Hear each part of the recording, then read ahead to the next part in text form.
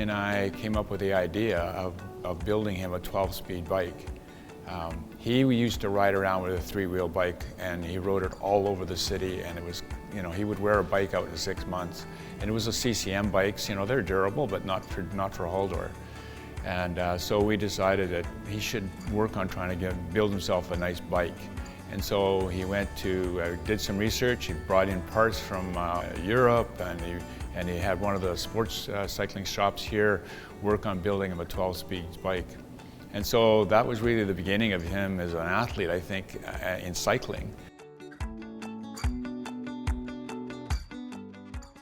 My job was working with very young children with cerebral palsy, so it was really interesting for me to see adults not only compete but excel.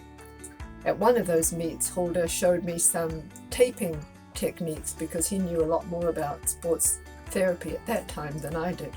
He's been a champion and an advocate for sport for people with a disability. Starting in the early 90s, he became president of his National Sports Association. At that time, disabled sport was undergoing massive changes, going from a therapeutic medical model to a sport-specific high-performance model. Through his leadership and the dedication of volunteers across Canada, they opened their first head office, hired a staff person, which ultimately led to stable and consistent core funding, which endures to this day. This has provided the opportunity for countless athletes to access the resources they need to reach the podium.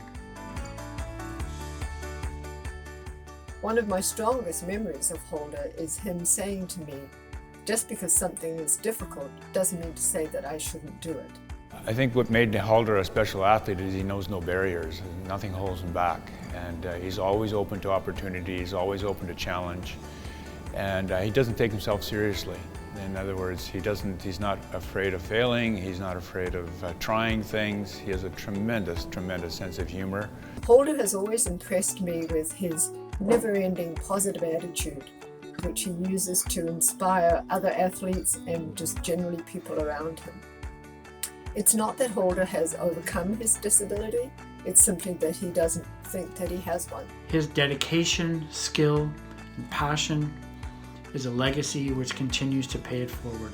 And that's just an incredible legacy. Thank you, Halldor.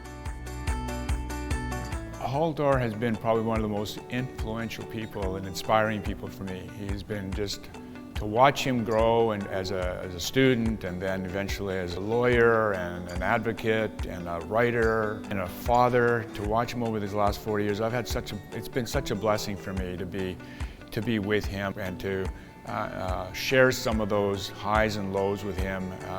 So I just want to thank Halldor for making my life very special.